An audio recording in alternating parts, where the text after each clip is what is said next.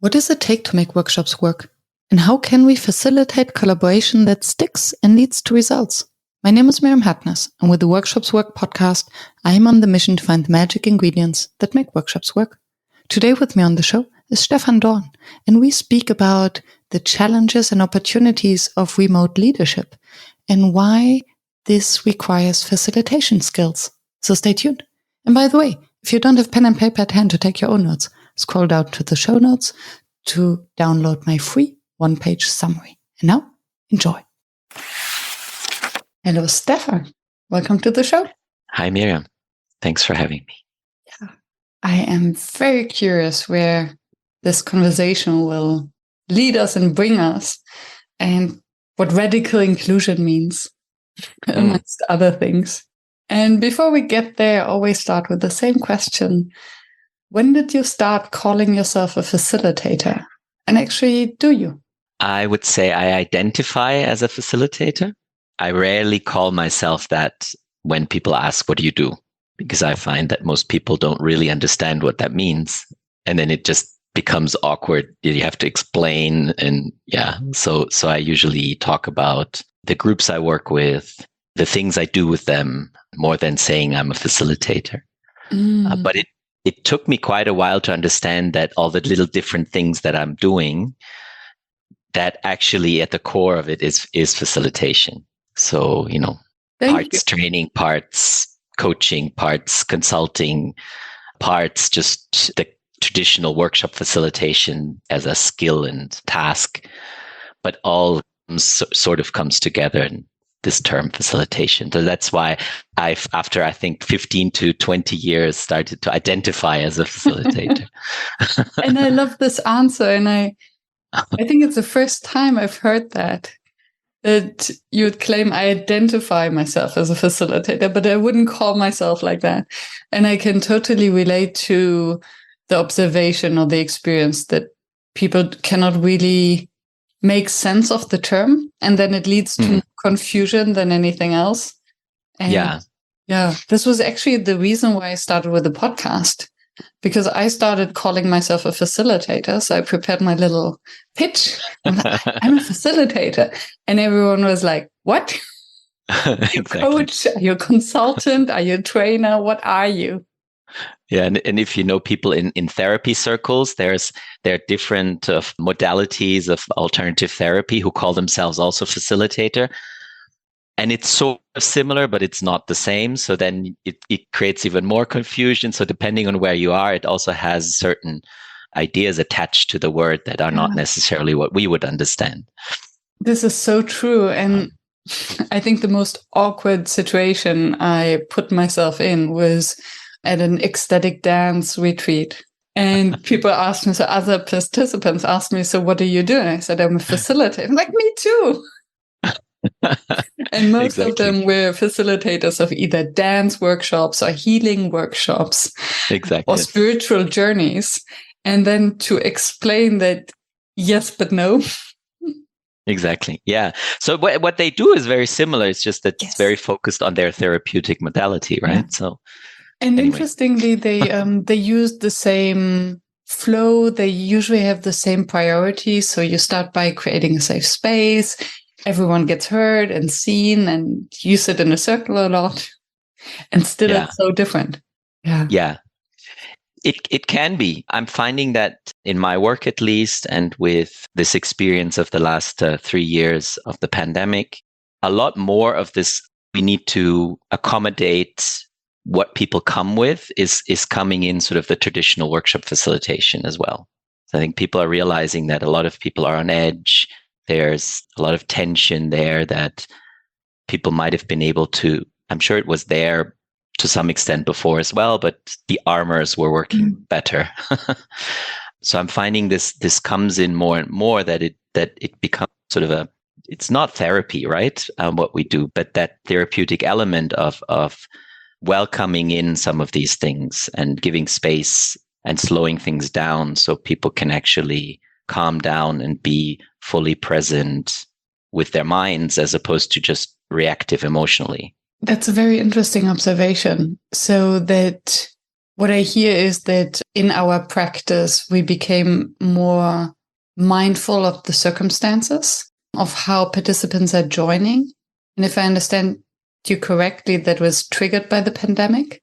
Because for the first time, we acknowledged that everyone is facing this difficult situation and everyone has their own way to cope with it or their own difficulties with it. So suddenly we could call it in. Is this what you mean? Yes. And it was okay to be called in. So I might have seen this before as well, because this is, that people come with their issues and that they come with whatever is going on outside isn't new, right? That's partly why we do check-ins and warm-ups and things to have people settle in and leave whatever they have as issues outside of whatever it is that we want to focus on. But I think groups started to be more open and comfortable of bringing these things in, other than just saying, let's take 10 minutes to arrive and have a check-in and leave whatever isn't relevant for today outside, or tell each other if we are, activated by something, depending on the group. But now all of a sudden, let's have actually a little bit more space to talk about how it's going, how people are feeling. Very in the beginning of the pandemic, especially, a lot of face-to-face stuff would shift online. So all of a sudden I would facilitate online workshops, meetings, project workshops, one every week almost. And they started to be slower than the typical one because of this. They started to be a bit more people appreciating that there's a time to breathe and that we didn't have to get to anywhere in the same time that we would usually want to get to, wherever it is the group decided to go, right? So basically not necessarily the facilitators who became more mindful, but the participants who became more mindful and more open to listen to each other, how they're feeling and where they're coming from, without labeling it woo-woo immediately. Yes, definitely. And I think it gives me then the permission, and this is to continue doing that. Because I realized, this is actually people welcome it to a certain extent, and they like having that. And so now, even though a lot of, we've sort of turned back the dial on a lot of things that we would do 2 years ago, dialed back to how it was before. But I find I've changed, right? I'm doing still things differently. So I'm looking much more at sort of the developmental processes of the group that I work with. I tend to like to work with a group more longer term as opposed to just doing one-off workshop. So when I have the opportunity to choose, which obviously we don't always have, I see how I'm drifting more to these sort of longer term developmental things than before, where I did a lot more of sort of one-off, a workshop here and a process there. And And it's interesting because I started online facilitation with the pandemic, or because of the pandemic. So I don't have this before and after view. Yeah. And you made me just reflect whether I have actually changed back. And I haven't. I do realize that it takes more effort maybe, or more design to help the participants arrive and really make the cut, to slow down the pace, because they're back in their routines and the high pace of before pandemic. Not just back. I think it's accumulate. So maybe just to back up a little, I've been doing work with remote, hybrid, distributed teams since 2009. So I have a very good view of how that was before everybody worked from home for a couple of years. And I think the amount of meetings just has increased exponentially in those last years. There was a tendency of meetings augmenting, of number of meetings augmenting, but not where people would have regularly. I hear now people having 8-hour days with 8 meetings of an hour each. And organizations are waking up to that. So there's more and more organizations that are telling people schedule for 15 minutes. So you have 10-minute breaks.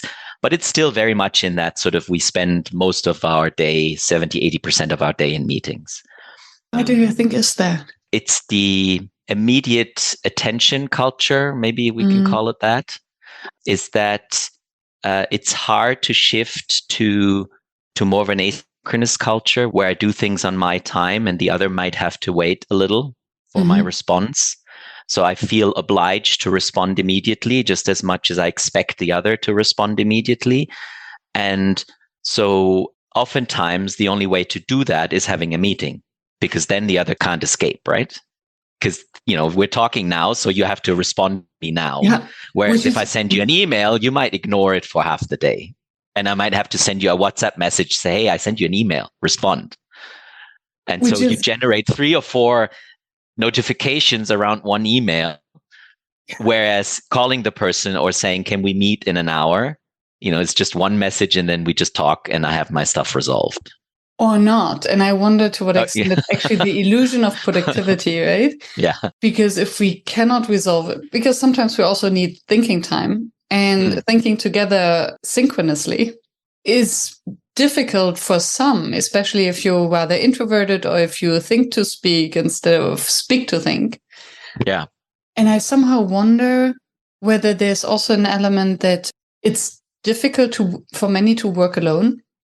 So if you're in an office space, then you have the accountability partners around you. So yes, you do your work, you're behind your screen, but it's a shared experience. And then in the home office, it's very difficult to find this accountability within yourself. So it's easier to have just a lot of meetings to enjoy this together time. Yeah, that's a good point. Accountability is probably is definitely one that I can see as well as very relevant. Yeah. How do we get there? Lots of meetings. Yes. So I agree. I mean, it's not about cutting all the meetings out, but it's also about learning that not everything has to happen in each. So what's the good middle point? And for some, it might be more meetings than for others, but it's not either or. And then just getting better at doing them, right? Yeah, Joe Allen comes to my mind. He's a meeting researcher. So he's an academic doing research on meetings. And he said in an interview that the outcome of a bad meeting, more meetings. Definitely, yes. Because you couldn't resolve or you couldn't discuss, and then you just schedule more meetings. And that's where facilitation comes in, right? That we actually need less of those. Mm-hmm. And that's how facilitation also becomes this crucial skill for leaders now. What do you mean by that? One of the things that I'm observing is this, with more and more technology, or with technology enabling more and more distributed and flexible work arrangements. So we are more and more part of different configurations of teams through project organization, through matrices, etc. We are separating our time more and more in different groups that we're working with. At the same time, decision making is so what that means is that more and more decisions are taken closer to where the action is. And so the leader now isn't the decider anymore, but the leader is really the person communicating or working, helping them work with constraints. So constraints that might come from the outside, from the environment of the team, and then communicating upwards, whatever the results are that they're doing. And so they're becoming more and more more facilitators of a collaboration process, rather than telling people what to do and deciding how things have to be done and what the results should look like.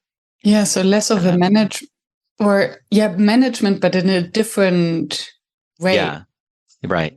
And so facilitation facilitating a meeting, a very, very simple thing, but then also coordinating across different people and working with them as a sort of larger facilitation task are 2 things that people really need to learn if they're leading in such an environment. And that environment is becoming more and more the norm, right? Yeah. And then I like what you said about the constraints. So the leaders also making sure that there are boundaries, so protecting the team from unnecessary tasks, or making sure that the roles and responsibilities are distributed. Yes, and also making sure that people don't do stuff that is outside of their area of influence or control, right? So if it's very clear that the budget is, on some project is 10,000, and my team member has this idea of creating bells and whistles around the project that would cost it 20,000, then there's a constraint that I have to tell the guy, hey, or gal, you have a limit here. You can't go beyond. So forget about some of these additional things that would be really nice. Yeah. There's still an authority figure needed, right? So you still need to exert authority in certain moments. It's not the facilitator that we might be who doesn't really take any decisions, but has the group take the decisions. Mm-hmm. So I still might need to enforce certain things as a leader and have that sort of more traditional assertive leadership role. But I have to do it in a context where I facilitate longer term or shorter term processes amongst people. So I need to know when do I use my authority and when do I step back and let people do it. And then the question is, does it need to be the leader's authority, or can it be, again, this distributed peer responsibility or accountability, where the facilitative leader could say, okay, this is our budget constraint. Considering every project's in bells and whistles, everyone wants to blow. Exactly. How we as a team or you as a team can actually come to a conclusion together. Exactly. So the how can be be delegated to the team again. Yes.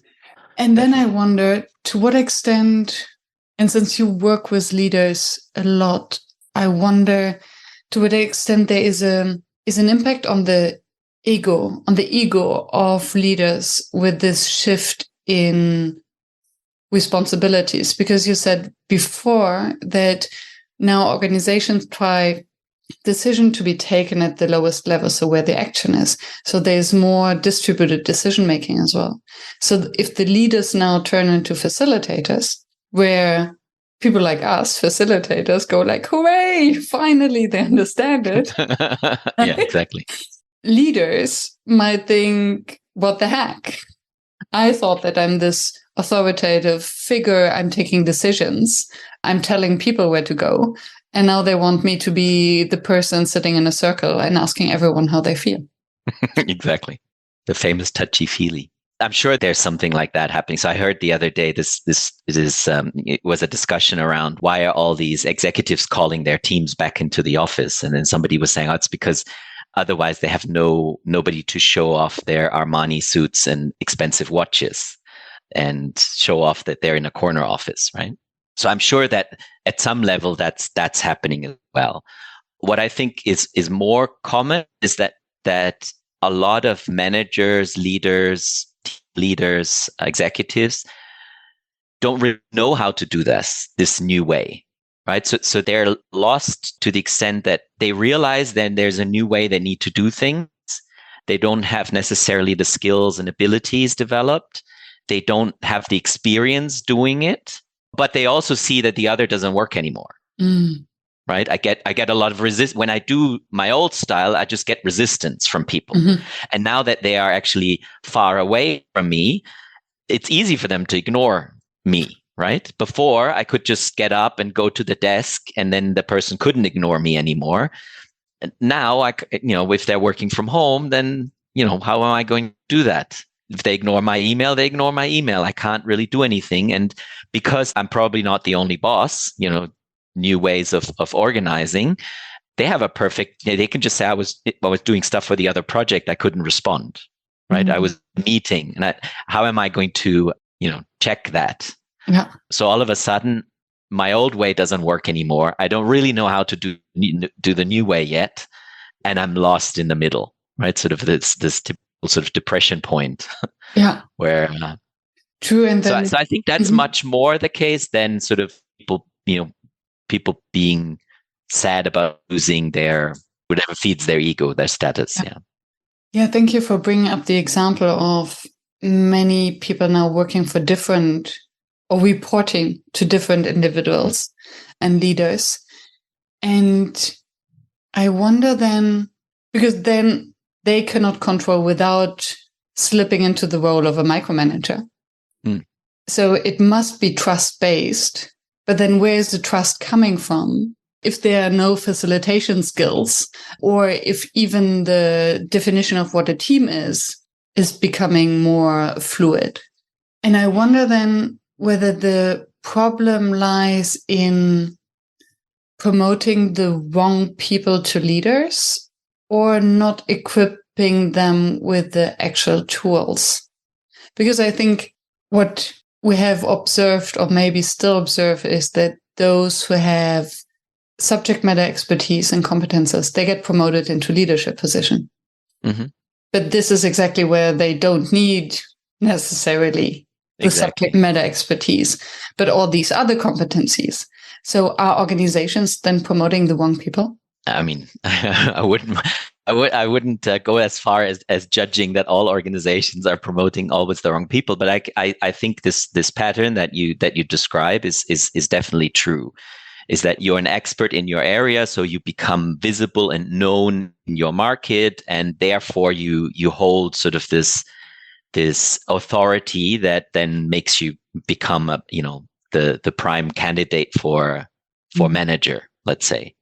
I do think that a lot of organizations have realized that, or even not just recently, but that's why you have all these leadership programs in most companies. Whether they are effective or not is another story.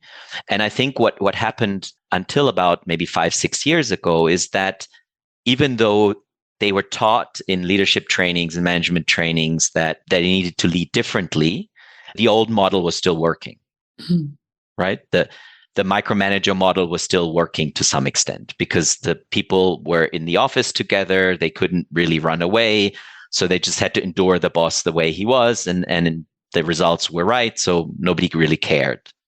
Now we're looking at a situation where things are so distributed and so networked that that model just doesn't work anymore for a lot of leaders. It's still, and unfortunately, it still works for many. That's why it still persists. But for more and more people, it just doesn't work anymore.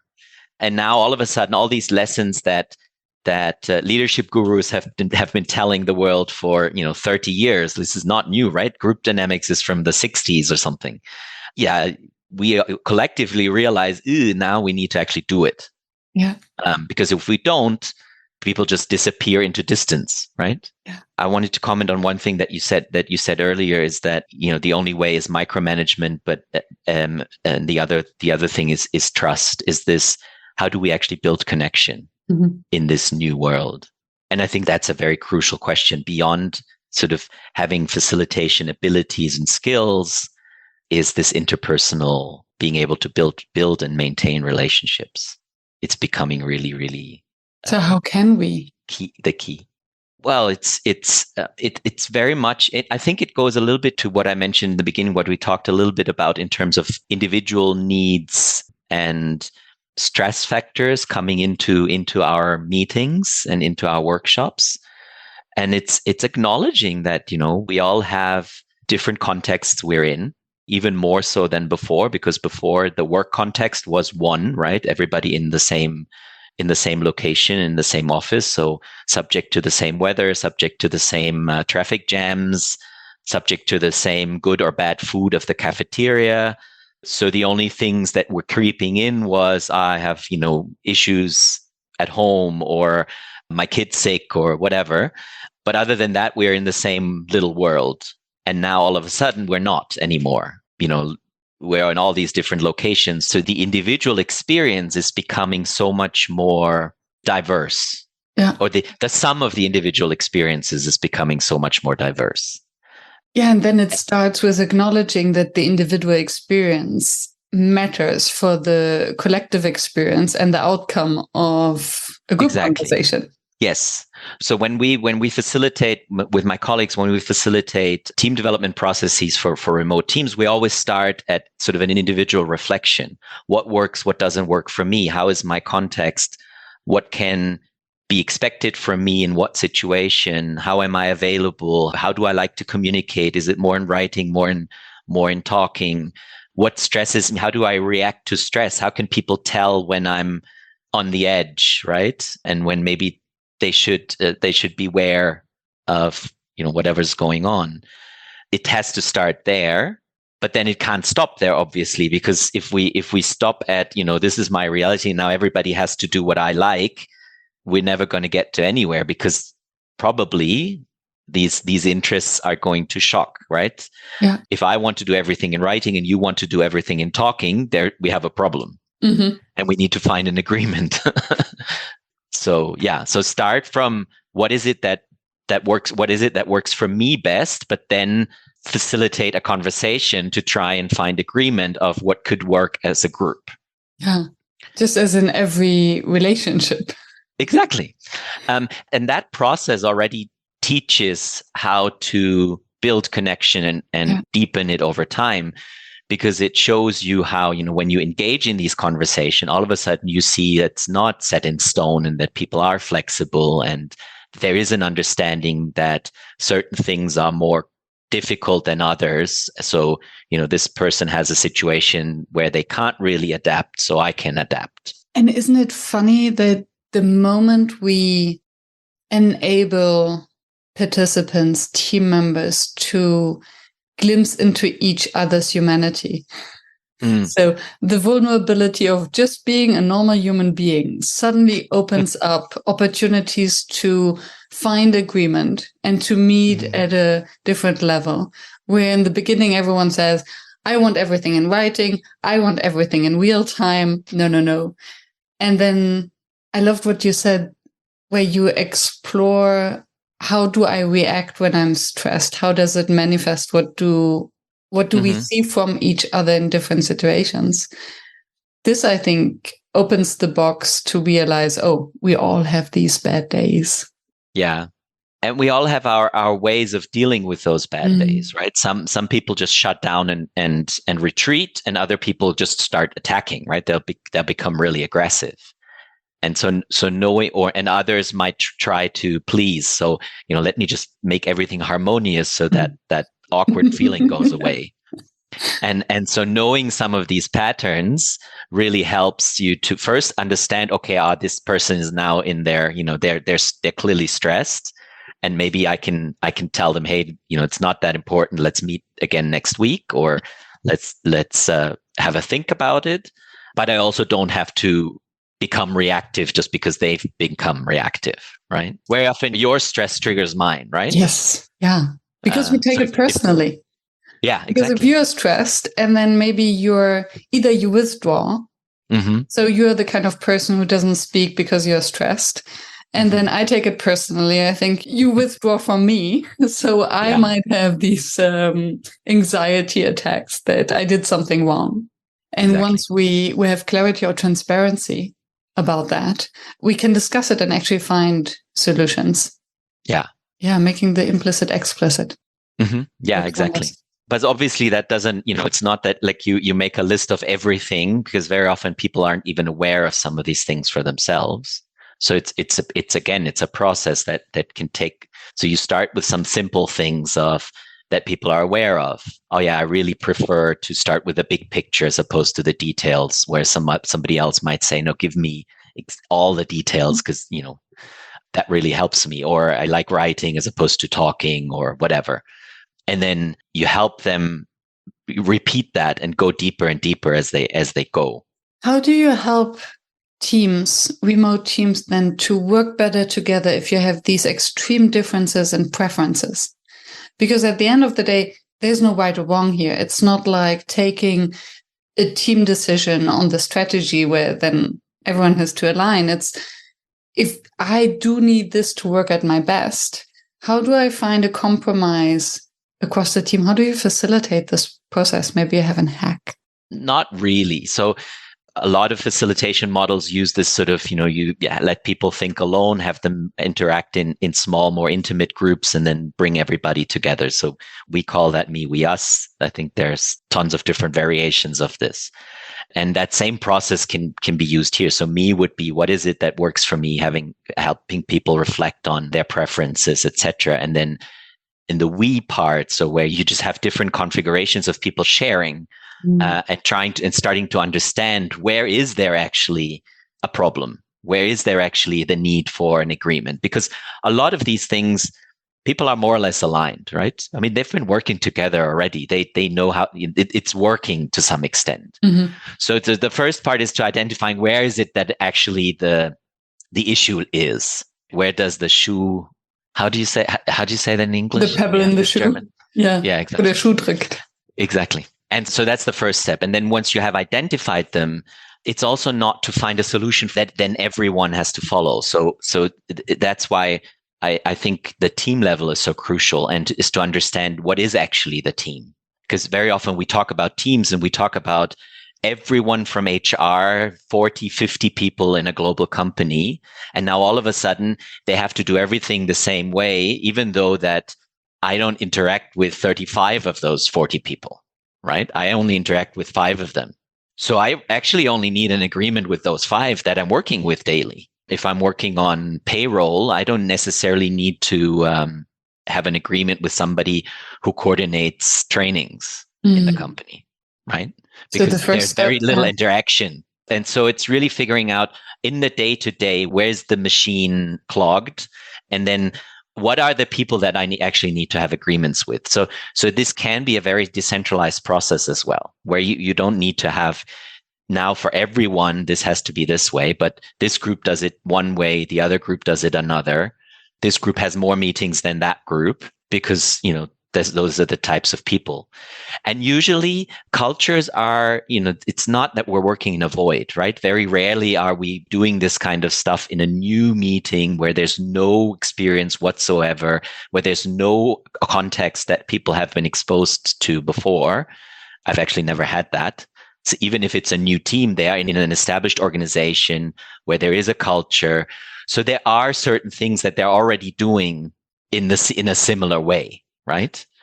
Yeah. So in practice, actually, just facilitating those conversations is often enough. They'll figure it out. It's like trust the process, right? I love that, and trust that they know what they are doing and they know what they need, and then it's just removing some obstacles and giving them the right prompts. And the second part to it is making sure that they review whatever is that they agreed on. Right. So building in sort of a learning element over time is just, this is not something that's set in stone. I think people can relax into an agreement that may not be the ideal for them if they know it's just for a month and then we'll review it. And if it's really that bad that I fear it'll be, then I can say this is bad. We need to change it. Yeah. Right. Yeah, so I wonder how easy or difficult it is for teams to adopt the mindset of good enough, because that's what I hear, right? So this agreement is good enough for now. Let's roll with it. In practice, I think it's very easy for them because usually the trouble is getting them to spend the time to actually have those discussions in the first place. Yeah. Because oftentimes they will just say, it works, sort of. Half the people are unhappy, but it works. So why do we spend this time having thinking about, nobody likes individual reflections anyway, right? I have to think about myself. And so there's, even those of us who love, sort of self-development, etc. I know I have resistance when somebody comes and says, now do this exercise. The parts of me that don't want to change, they come up and they say, don't, procrastinate on it. Yes. So it's normal that those that happens. And so the resistance I find is much more in getting people to actually spend the time, invest the time in this initial process, rather than working out, agreeing to something that might not be ideal. And because there is no ideal, right? We're talking about different interests. So bringing different interests together, if I'm trying to please everyone, I'm probably not going to get a very good result. I also see how difficult it is to help them understand the benefits, because this rather simple exercise, which takes maybe an hour, rather 2 hours, how much impact in terms of time saved, misalignment, conflict, all of these small hurdles and obstacles that accumulate over time in teamwork, they will all dissolve as a direct result of this activity. But how can you help a team imagine the outcome? Good question. For me, that's one of the biggest challenges. As a person looking at it from the outside, it's always much easier to see the potential, right? Because you're not tainted by how things are being done right now. There's no routines there for me when I look at what they're doing. But for them, it's habitual, right? So it's really hard not to do how they're doing it right now. And so I find that's the most difficult part. Partly in remote work, that's one of the things that I think has shifted in the last few years. Is what in the last couple of years is what we always faced is that people didn't really have a notion of what was possible remotely. Because basically what they were doing is they were using Zoom or Teams as a better phone service, right? They were doing conference calls with video and chat, and that's it. But very few would experiment with all the other things you can do in there, right? Or forget about adding another tool and having something visual on a whiteboard or something like that. So that's changed thanks to the work from home experiment. Is people realize that you're just doing conference calls isn't really enough, and we can experiment with the possibilities we have. But there's still a lack of really knowing what's possible in part. And then there's this sort of but now I have to learn how to do this differently, and I have to have sort of discipline of not falling back into my old habits, and so that's where I think the biggest challenge is. I find as a person facilitating these processes for teams. Yeah. And also the human capacity to imagine that someone is able to change and the impact this can have. Yeah. Because I think if you're always running in the same conflict, or you're annoyed by a colleague, but they're always so focused on the details and they always speak so much, then not being able to envision or to visualize how it could be different. Yeah, I can see that as well. As I almost think that the wider context that we live in is this sort of nothing's going to change anyway. Yeah. We're doing all these things to become more sustainable. It's not going to change anyway. We're using all this tech, but in the end, they're calling me back to the office. Yeah. So it's sort of almost like the collective energy is also not believing that things can be better. Or at least not on the micro level.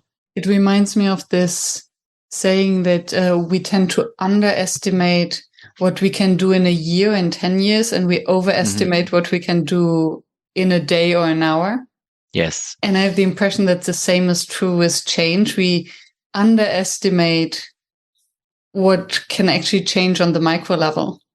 And we might overestimate what can change on the macro level. So now everyone's speaking of AI and what AI will be able to do, but totally neglecting what we're able to do on the very small level of the team. And also even imagining that we have agency in this, right? So I think AI is a great example of where basically the main story that we read about every day and that is told and retold is that's the future and this is how it's going to be. Why? Why does it have to be that way? Why can't we imagine how we would like to use this technology and shape it to, how we want it to help us, as opposed to accepting that, these 20 professions are going to go away and we're basically going to be giving an idea to AI and then AI does the rest is sort of what I understand the current story to be. Yeah. And then again, facilitation comes into the game to help them imagine. Because I listened to a podcast recently and I loved was it Naval? I'm not sure. What they were saying about we cannot imagine what future professions will emerge. So 5 years ago or 10 years ago, nobody would have ever thought that playing video games can be a profession, right? Or commenting on people who play video games live would be a profession. Just like the dread of every parent from 50 years ago was for the kid to say, I'm going to be an artist. Now I think parents are I'm going to be a gamer, and they go, oh. Exactly. Yeah.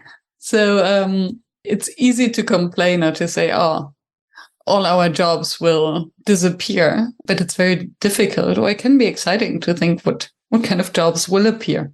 Yeah. Yeah, no, I fully agree that facilitation and us as the people promoting and doing facilitation have a huge job in helping people imagine that some other things are possible.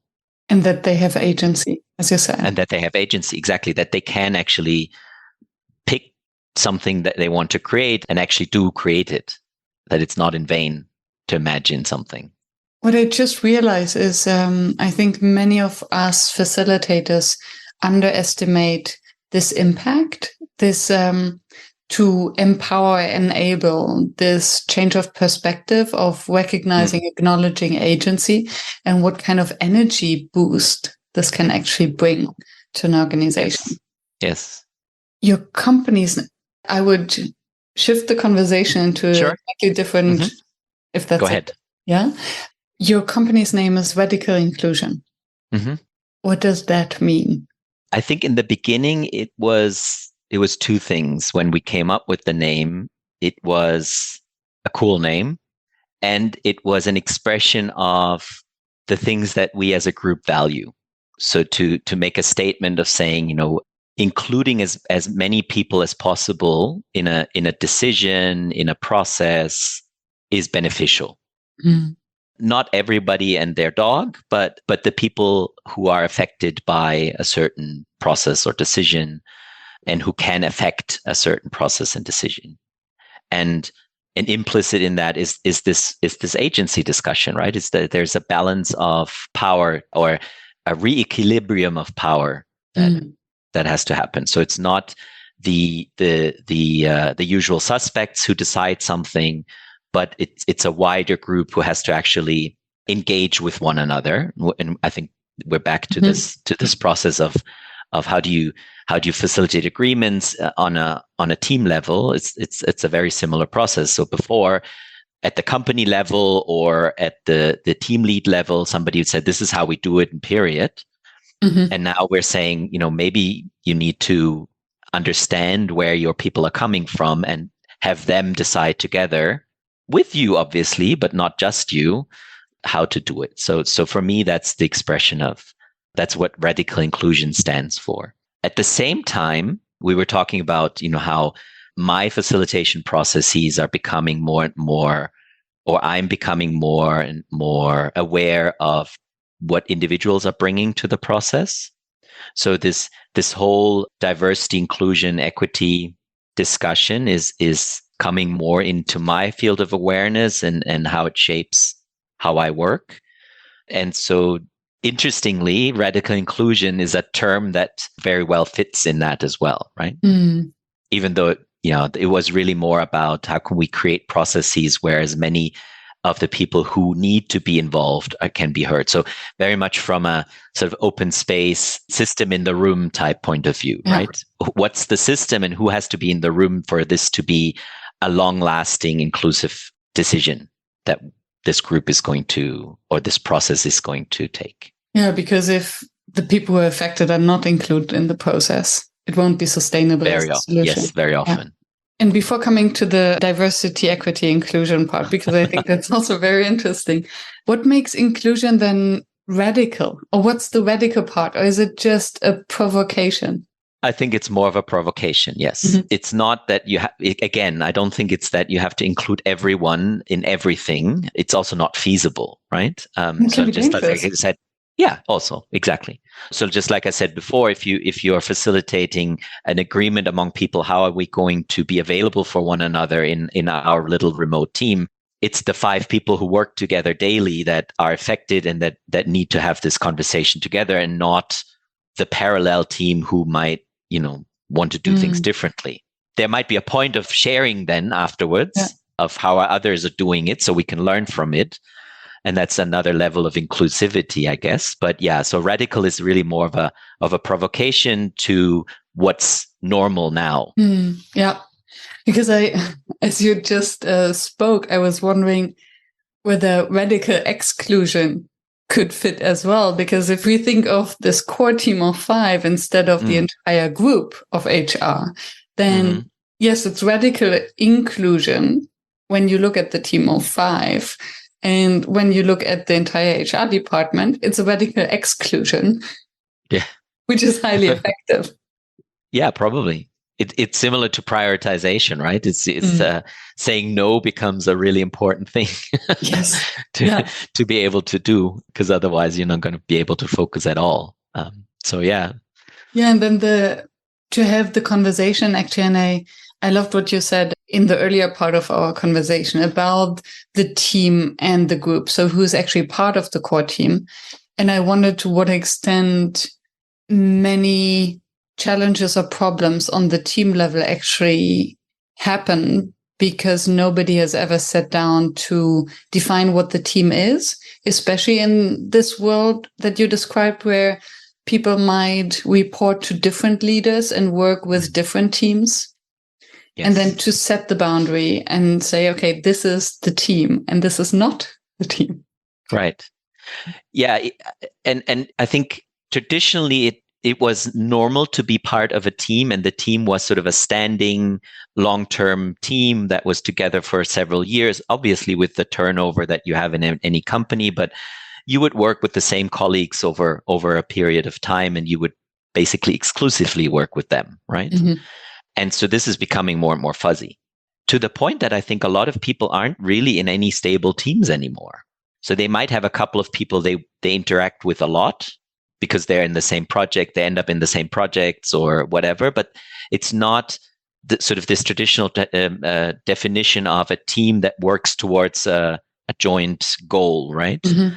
And that has sort of this regular interaction, which then makes it worthwhile investing in team development, team building, and all these kinds of things because they pay off over time. Mm-hmm.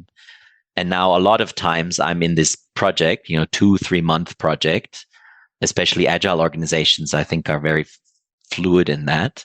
And the question then is it actually worth spending a few hours in the beginning to align when, in a month we have to do it again? So that's actually one of the arguments that's coming up quite a bit when we're talking about how can we become better as teams or as groups of people working together. Maybe we should call it that. To what extent is this fuzziness undermining sort of a long-term efficiency or effectiveness? And it's two things come to my mind. One is the concept of slowing down to speed up. So slowing down in the beginning to actually becoming a team then speeds up everything that comes after. Yeah. And the other thing that comes to my mind are teams that in emergency situations, if there's an emergency and then you have these teams of experts in a crisis, and I would think that they do some work to becoming a team in the beginning so that they can actually leverage each other and be fast, effective in communication. Yes. I mean, I think part of it is also in organizations that have that a lot, there's also standardization, right? So I know that there's a certain way of doing things when I come into these situations. And there is certainly work on figuring out how this, the typical team development cycle applies there as well, where there's a sort of forming phase where we try to figure out how we do things together, and there'll be clashes where things aren't working, and so we're working them out through constructive conflict, etc.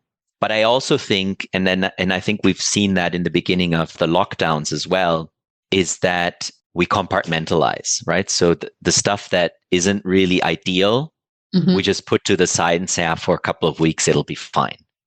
And I'll just accept it. And I'll put on my armor and I'll do it the way that everybody does it because we don't have time to discuss this now. And so that's part of this emotional reactivity seeping in to work, I think, because if you have to sustain that over a long time, eventually it'll just come up. Eventually, I'll just be really full of resentment and annoyed and frustrated that, it's now half a year that we're doing this and it's still really annoying and it doesn't work. And I'm, done pretending it's okay. This is actually a fascinating challenge because it basically means that you have to invest time and resources in this continuous development or even solving conflicts that aren't hot yet to avoid the wrong team then to be affected. Because if it boils up, if it accumulates in me that I'm constantly frustrated, for sure it will be the wrong team. Right. Yeah. So this other team bothered me for 3 months and now I'm letting it out on you, right? Yeah. Right? Yeah. Because and then definitely. Basically the continuous team development in different setups becomes something like a public good or a public investment, a common good that the organization has to invest in. And that's still, and I think that's, letting it out on my colleagues is not nice, but for me, it's still healthier than eating it up, sucking it up and just ignoring it and putting it inside. And I think so the rise in mental health issues, etc. For me, it very much connects to some of this, is that, we've just been having to deal with a really, really frustrating situation that obviously companies, the origin of which isn't coming from the companies, but some of the reactions they've had to this weren't necessarily the best. So basically, then, to avoid everyone to become a pressure cooker. Yeah, exactly. Yes. Yeah, definitely. And then the solution is to learn how to deal with this conflict, or because to let it out there are different ways to let it out on our colleagues, right? And we can replace colleagues with partner, children, friends. Exactly. Yes. Yeah. We take it home. We take it to our friend circles. Yeah. Yeah. So I think back to the beginning of our conversation, I think that's where people are starting to see the value of slowing down, of having space to talk about some of these things. Very early on in the pandemic, there was a great process facilitated by this group called SY Partners. I forget the name, but basically what they did is they offered a space for people to just vent and be there. And so one of the exercises in the first gathering was the great vent. So people would just put whatever it is that was frustrating them in the chat. And you'd have like 900 people participating, and everybody sort of putting, this person is annoying and that is happening. And you could literally feel how the tension in the group was sort of going out, like leaving. And so having these kinds of exercises can be very therapeutic. You just have to do it in a way that it's not people attacking each other, right? But that it's giving people an outlet, and then facilitating how can we not let it build up again? Yeah. So it's not just, every 3 months we just let it all out. Also not helpful, right? Especially because for some of the frustrations, there might be, so sometimes we're just frustrated and we need to vent. And other times there's a reason why we are frustrated. And then I think if we are asked to vent every 3 months, but nobody's actually interested in the origins or changing something about it, I think very soon the pressure cooker will explode. Because then it's also a sign that we're not taken seriously. Okay? Yeah. Exactly. Yeah. So it's like you're doing stewing a parking lot and then never looking at it in a meeting, right? So you have this parking lot flip chart where people are putting stuff that isn't relevant to what we're discussing now, and then we just ignore it and leave it there. Which I think is not a good default. Is the default of most of the workshops. Yeah. What do you do with the parking lot? If there's no time in the actual meeting, then we would task somebody from the group to take it up and go through it and see what has to be resolved by whom, to schedule other processes afterwards or whatever it is. But that's the very least I think you need to do, sort of not just put it there, but acknowledge it's there and understand you need to do something with it, right? Yeah. And very often people will say, I put it there, but it's really the discussion sort of resolved it already. Yeah, and so in the best of all worlds, there is time at the end. Now we're finished on time before the time. Let's have a look at the parking lot. In reality, there's never enough time. And then obviously everything that we've parked wasn't relevant. And I think I don't remember who it was. Maybe it was Thomas Lanthaler on LinkedIn who wrote an entire post where we should stop having parking lots. Because it's hypocritical anyway. Yeah. And I think there's some wisdom or some truth to that. And I like the pragmatic solution of just assigning someone the role. Well, you don't. It also depends on the meeting. Sometimes it makes sense. Sometimes it doesn't to have a parking lot. So it's not. I don't think these things have to be rules. But very often people will. It's interesting how participants have certain things in their heads about what facilitation involves. Mm-hmm. And so parking lot is one of these things that everybody remembers God, from what have we their done? past experiences. And so we're not going to have a parking lot. I And actually hear that quite often. Is so, oh, we can create a parking lot. I wonder, sorry to It's an interrupt, image that's very, very easy for people to remember. And I wonder whether it wouldn't make sense to, or whether the parking lot is the excuse of not being able to say no. So what is it that as facilitators, we cannot say, okay, this is a nice idea, but it has Not nothing now. to do with a workshop or with the reason or the purpose we're here together now. If it's Yeah. important to you, bring it up another time. But Exactly. that's your responsibility. It's not our shared responsibility. And Exactly. it's not for the parking lot. Exactly. Yes, definitely.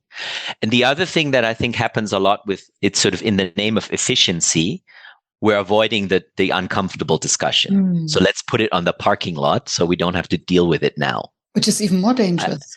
Exactly. And I think, that's core facilitator business to then say, no, we're not going to put it on the parking lot. We're going to discuss this now because it is very relevant and it is actually at the core of what you're trying to avoid as a group. Yeah. So, yes. And as you say, that's definitely core facilitation work to distinguish the relevant from the irrelevant. I really like this image of when I did facilitation training. So when I learned how to facilitate in the trainings that I did with a guy called Sam Kainer, and the typical diamond model that you probably know as well, divergence, convergence, right? And what was unique about his model, at least for me at the time, was that in the middle, he would put what he called the grown zone. So where the integration happens, right? Where you deal with all the divergent ideas that are on the table. And he would repeat over and over, make sure, keep people in the grown zone as long as possible. That's your main job. Don't let them go the easy way and have convergence too fast. Yeah.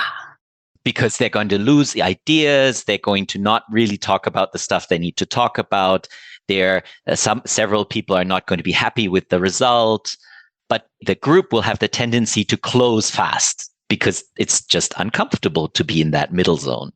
Yeah, the uncertainty. And so when I say, yeah. Exactly. So when I say our core business is, that's what I'm referring to, right? Is keep people where they're as a group, they can grow the most, which is usually not a very comfortable place for them.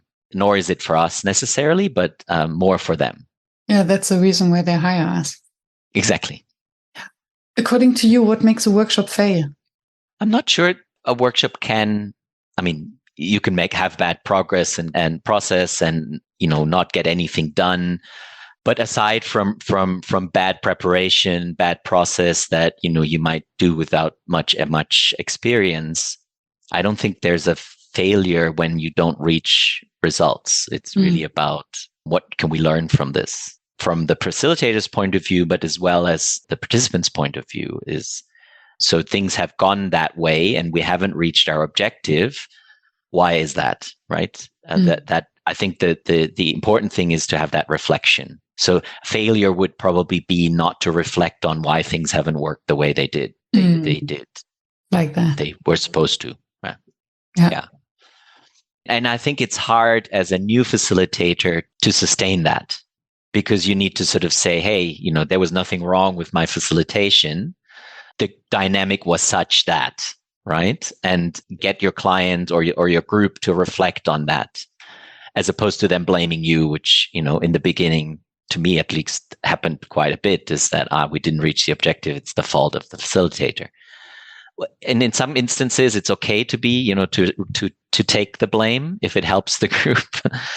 But it's recognizing that, it's oftentimes there was nothing you could have done differently that would have led to a different outcome. Yeah. Because, that's just the discussion they had to have. Yeah. And I thank you for the reminder also about the responsibility. It's not so the quality of the outcome, and to some extent the outcome itself, it's not our responsibility. And then, who are we to judge anyway? And that's probably the hardest sell you have to make as a facilitator, right? To yourself in the beginning, especially, that you want to satisfy your clients, so you want to reach their objectives, but realizing that, that's not what you're there for, because otherwise you're taking away their agency. Yeah. We're back to agency.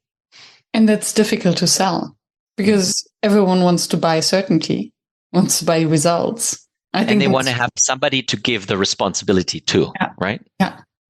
And I guess that's why it's still easier and more expensive to sell consulting services than facilitation services. Because especially if you're doing McKinsey model consulting. Yeah. Yeah. Because there's a guarantee in an outcome. You will have a slide deck with some results and 3 priorities that you can implement. Exactly. But then you're not getting involved in the implementation. So yeah, in the pure model. Exactly. Which somehow leads us back. There was still something that I put in a parking lot in our conversation. And I hope that we have time to at least touch the surface, which is the implication of DEI, diversity, equity, and inclusion in the radical inclusion model. So I don't do full DEI work. So I'm not a diversity, equity, inclusion specialist nor consultant.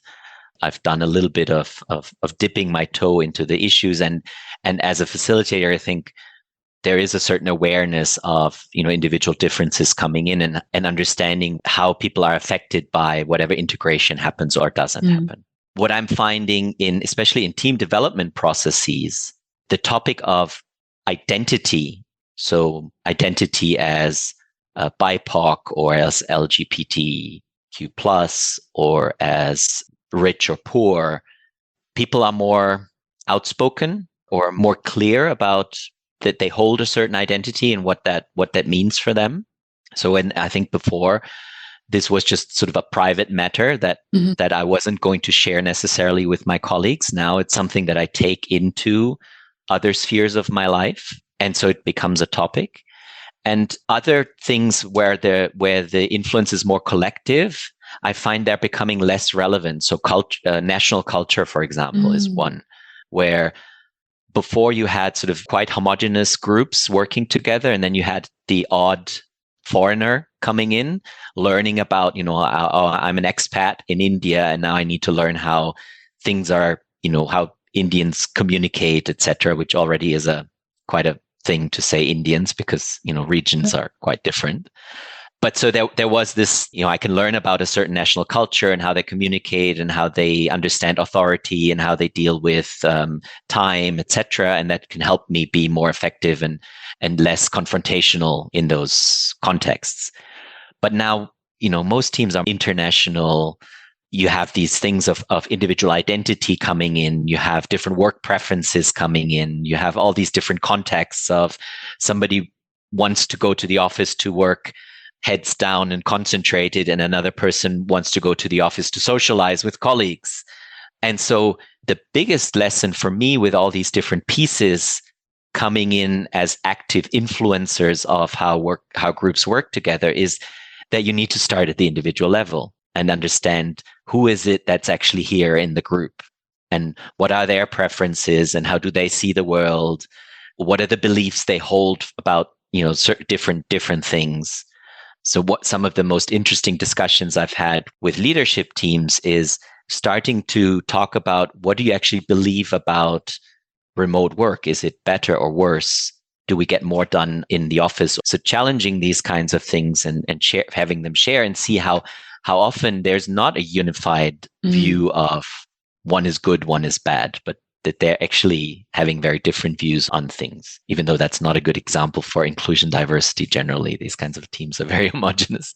And still it is a good example, because it also a simple question like that reveals then the biases and the blind spots. So we don't even have to look at the hairy things, the politically or socially more sensitive topics.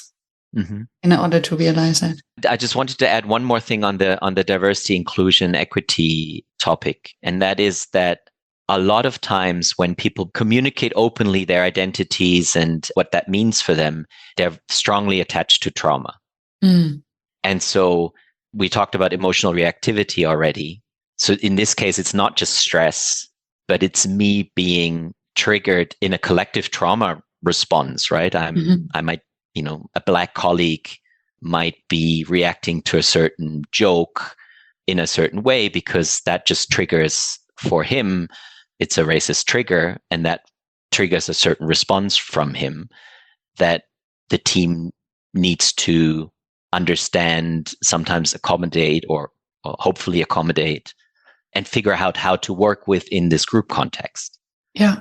And this is a very important point you're making, which also relates to the disclaimer you made at the beginning that you're not a specialist in the DEI work, because what I understand is specializing or promoting the DEI work also means that we have to be specialists, or at least to know how the trauma-informed facilitation style. Yeah, the pie sort of grows as we get deeper into the topics, and human relationships are this bottomless pit where, you can always go deeper. Yeah. Yeah. But there are certain things that I think are just coming up more and more frequently, and are becoming more and more defining of successful teamwork than they used to. Yeah. Yeah. Acknowledging Even normal observation. facilitators, need to be able to recognize those behaviors, those patterns, and probably in some cases also recognize that, this goes beyond what I can actually work with. Yeah. Yeah. Be it because I don't know enough about different identities, or because I don't know enough about how to deal with the trauma that's coming up there. Yeah. And then to acknowledge it. And I think what you mentioned, to acknowledge the importance of starting at the individual level. And I think this is something that where, as facilitators, there's also a lot of educative work we have to do towards clients who hire us, who often want to get to actions, to results, to the team level immediately. And they forget how important it is and how important it became to start at the individual level. Yeah, I think it relates again to the grown zone, right? It's uncomfortable to have to deal with so much diversity, and so let's just skip it. I think we all have that tendency to. I think it's very human to try, to deal with someone who's complex, different from us. Complex and messy, right? And complex and messy is always difficult, and we don't understand. And I think until our generation, at least, we grew up with the golden rule: treat others the way you want to be treated yourself, and then everything is fine. And nowadays, we learn that this is not enough. We need to treat people how they want to be treated.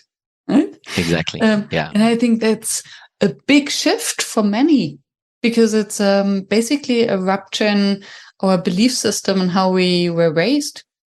And I think also acknowledging that it's difficult is also okay. Diversity is difficult to be confronted with other opinions. And that's where the connection is, right? This is when I can look over the rim of my cup and start to open myself to see what's in the cup of the other.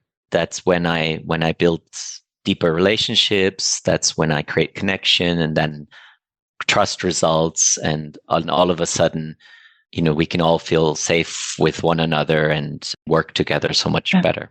Which brings us back full circle to where we started, taking time to explore everyone's reality of what is present in the moment, to have a shared humanity.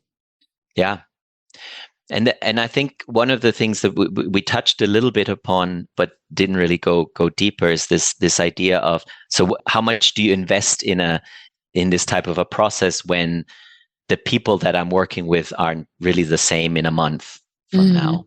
And I think the beauty about starting with an individual reflection is that individual reflection serves me beyond whoever, it doesn't matter who I'm working with afterwards. And in a way, it puts the onus or the responsibility on me to then, in a new configuration of people, to have the discussions with the new people based on what I've learned about myself from the reflection and from the work that I've done previously.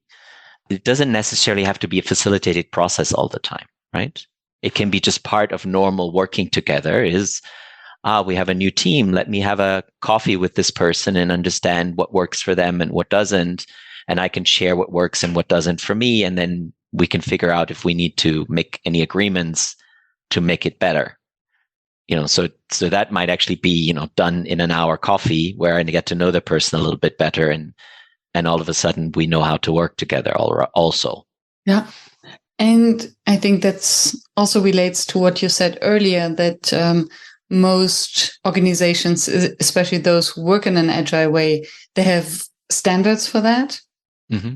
So if everyone knows that, okay, if you're joining a new team or that these sorts of self-reflection are part of the process, then it also becomes a ritual where everyone speaks the same language and knows what they refer to. It was with Lisette Southerns that I had a conversation. She referred to the manual. So how can we have a manual of ourselves, how we function, and share this with our team members, and how important it is for remote teams? The manual of me. Yeah. Yeah. That's actually a great image and a great tool to use. You can put whatever questions you think are relevant in there. I like that a lot as well. But it can't stand there, right? I can't just, write it all down and then think it's done. I need to have the interaction about it. Upload it on the internet. Exactly. Let the magic happen. Exactly. Now that you know how to work with me, let's go. Yeah, which brings us back to the topic of agency and responsibility, right? Yeah, exactly. Wow. Thank you, Stephan. Thank you, Miriam. We've spoken for, almost 1.5 hours. Is there anything that you would have wanted to share, but we didn't? I'm aware that there were a lot of topics that we intended to Let's look about. at the parking lot. Is there anything that you wanted to share with me in the audience before we part? Nothing comes to mind that we haven't touched on anyway. Yeah, it was a lot of fun. Time flies when you're having a good conversation. Thank you. I will put your contact details and how to reach you in the show notes. Perfect. Thank you. Radical inclusion. Radical inclusion. Thank you for staying tuned and for listening until the very end. I hope that you found the inspiration and the wisdom that you are looking for. And I hope that you will subscribe to the show so that you never miss any of the interviews with another inspiring facilitator from across the world. I'm devoted to continue this podcast and to deliver weekly an episode that maintains the quality that you expect and you deserve. And if you would like to help me to maintain this quality and to keep the podcast free, please help us. Visit workshops.work/support to make a small donation to keep the podcast free. Thank you so much. I hope to be in your ears next week.